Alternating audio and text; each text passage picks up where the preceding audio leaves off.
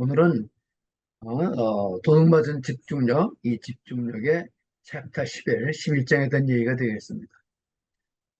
오른쪽에 있는 사진은 아, 아주 재밌는 분인데 그 영국 가보시면 아시겠지만 영국 런던에 증권거래소가 있잖아요. 가장 센터에 있습니다. 센터에 그 증권거래소 출신이에요. 또 며칠 전에 신문에 말이에요. 호주가 26일부터 퇴근 후 연결 끊기 법을 시행했다.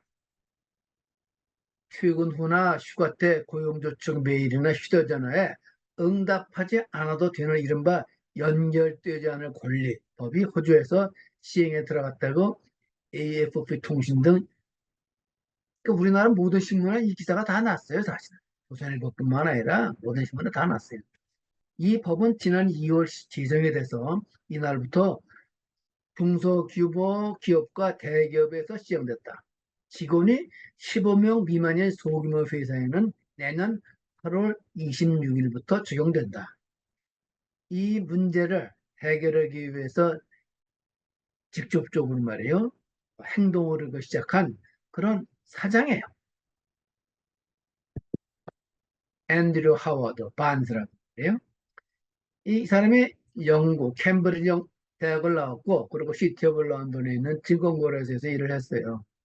내가 증권거래소는 안 있었지만은 증권회사에 있었잖아요.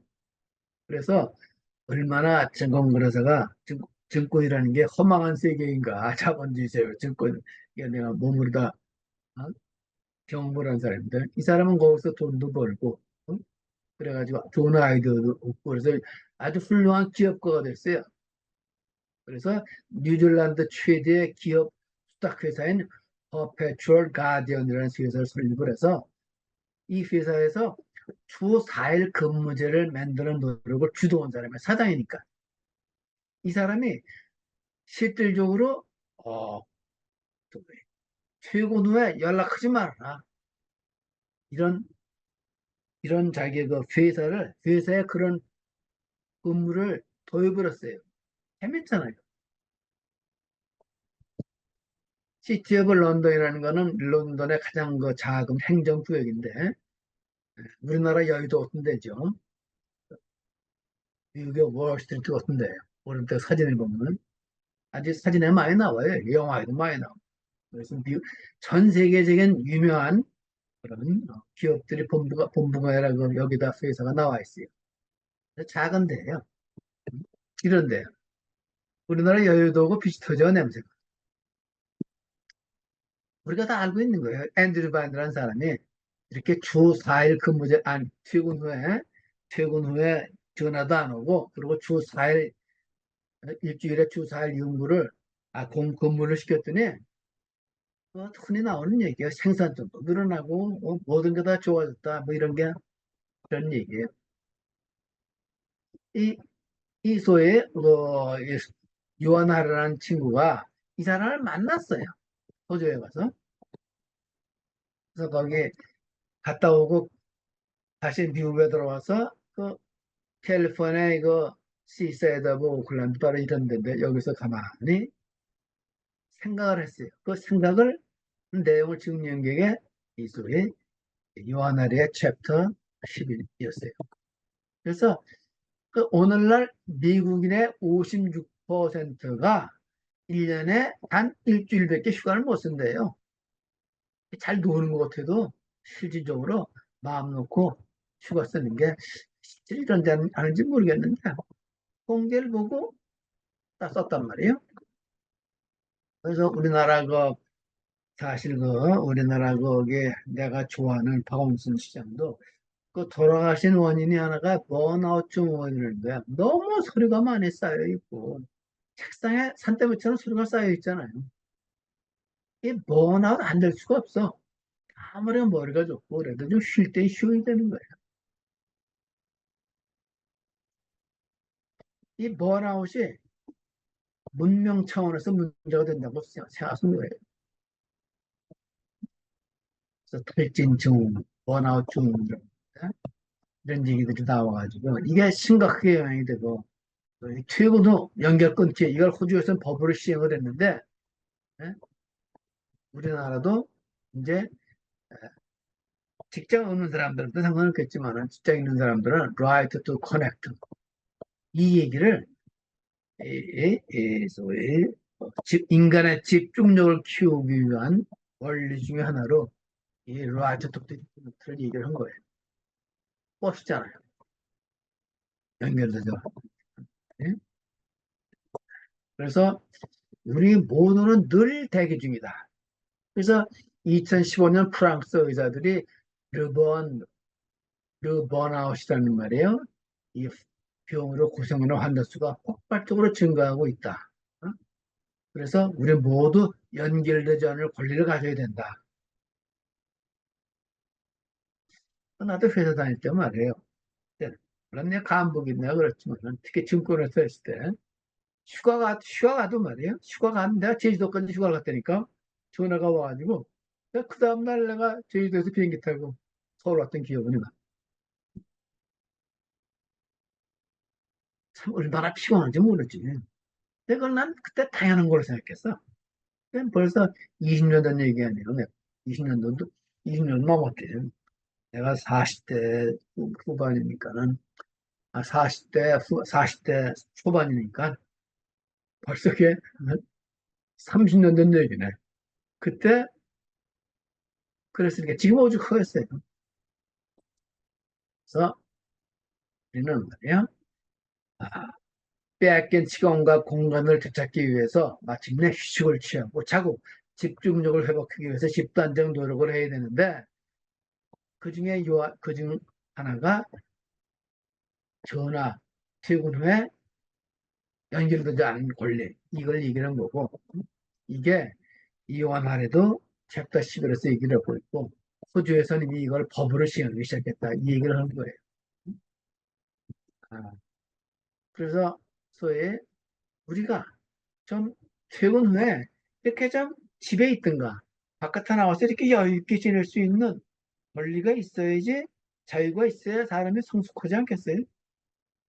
집에 앉아가지고 맨날 TV만 보는 것도 나와가지고 이렇게 여유 있게 말해요. 차 한 잔 마시면서 책 볼 수 있는 그런 여유가 있으면 좋겠다. 이 얘기를 하는 거예요. 그러기 위해서 필요한 게 있어요. 뭐냐? 응? 소위 사회의 모든 영역에서 악성 스트레스를 줄이고 건강한 사회를 만들기 위해서는 가장 기본적인 게 뭐냐? 내 생각에는 민주당 강령으로 만들어낸 기본소득 문제 같아요. 근데 기본소득 문제를 좀 다시 한번 얘기를 하려고 해요. 이게 벌써 8년 전에 번역에 나왔더라고. 그래서 번역 나온 책은 기본소득 자유와 자유가 만났다. 그 독일 원책은 다니엘 헤니어그 필립 코브차라는 사람이 썼는데 바로 이거예요. 아름다운 청년들이라고 해서 써놨는데 사실 그 오른쪽에 사진 오른쪽에 있는 친구는 아주 젊은 친구지만은 왼쪽에 있는 사람은 왼쪽에 있는 분은 좀 나이가 좀 들은 사람이에요. 둘 다 독일 사람.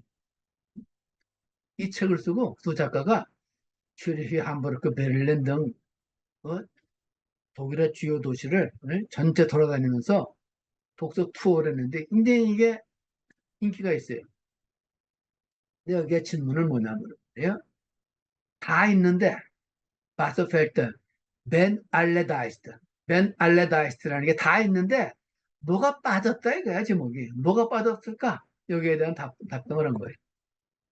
다니엘 헨이라는 그 나이 먹은 사람은 스위스의 시민운동가예요. 그래서 스위스의 기본소득 시민운동을 그 단체를 만들어 가지고 그래가지고 스위스의 기본운동을 출발시킨 사람이에요. 스위스에서 왜 그런 얘기가 많이 있었잖아요. 또 우리나라의 기본소득을 얘기해도 그렇게 늦은 얘기가 아니야. 그리고 또전 세계에 문화 충격을 줬습니다. 그리고 이 사진 그 왼쪽에 있는 친구는 코브차라는 친구예요. 응? 아름다운 청년이라고 생각하는데 이 코브차는 독일 출신이에요. 그래서 아주 젊지. 86년생이니까 얼마나 젊어요. 내 아들보다도 일곱, 여덟 살이 젊어요. 근데 독일 베를린 훔보르트 대학에서 경제학과 철학, 그리고 실천문학을 전공을 해가지고, 그래가지고 이 책을 쓴 거야. 난 너무 아름다운 것 같아. 이런 친구들의 책을 막 쓴 게 말이에요. 조건 없는 기본소득이라는 거는 살아가는 데는 누구에게나 꼭 필요한 기본적인 소득을 조건 없이 보장하는 거예요. 이게 사회주의냐, 자유주의냐. 근데 기본소득은 사회주의 실험도 신자유적인 연역도 아니고 제3의 길이다. 지금 이 모든 문제가 내가 볼 때는 이 모두 우리가 좀 제3의 길을 가야 돼요. 경제에 대한 철학도 마찬가지고 모든 게 제3의 길을 가지 않으면은 이 우리가 인류적인 위기에서 해결이 안 될 것 같아요. 누구나 일을 했던 하지 않았던 성과를 이루었던 이루지 못했던 누구에게나 똑같은 금액의 소득을 보장한다는 점에서 기본소득은 사회주의보다 더 사회주의적이다. 하지만 모두가 소비자금으로 무장, 생존의 안전이라는 기반 위에서 실질적으로 자유롭게 경쟁을 벌일 수 있다는 점에서 자본주의보다 더 실질적으로 자본주의적이다. 그렇잖아요. 아니, 부잣집에서 태어나가지고 제대로 공부한 친구고, 가난한 데 태어나가지고 공부를 제대로 못한 친구고, 어떻게 똑바로 경쟁을 할 수 있습니까? 불가능한 거 아니에요. 기본소득은 조건이 없으므로 자유주의적인, 모두에게 주어짐으로 사회주의다. 정의와 자유라는 두 개념을 둘러싸고 그동안 얼마나 우리가 오랜 생활을 좌파와 우파로 갈라서 싸워왔는가. 기본소득은 이러한 대립을 극복할 수 있는 길을 열어줍니다. 그러니까 우리가 직장에 다니면서 내가 양심적으로 했을 때는 회사에서 잘릴 수밖에 없어서 내가 가족에 위험하다. 이럴 때 모두가 기본소득을 받으면 말이에요. 하나 회사에서 나올 수 있잖아. 양심적으로 양심선언하고 그걸 지금 할 수 없잖아요. 이런 얘기예요. 그래서 우리가 기본소득을 통해서 자유와 정의를 만날 수 있다. 이런 내용의 책이에요. 이 책이. 물론 찬성할 수 있는 데도 있고 반대도 해요. 기본소득에 반대하는 사람들은 자유국가의 소득에 대한 권리 따위는 존재하지 않는다. 존재하는 것은 소득에 대한 권리가 아니라 자유에 대한 권리다. 이런 의미에서 기본소득을 반대하고 찬성하는 사람은 먹지 않고는 살 수 없다. 어? 여기서 자유로울 수 있는 사람은 없다.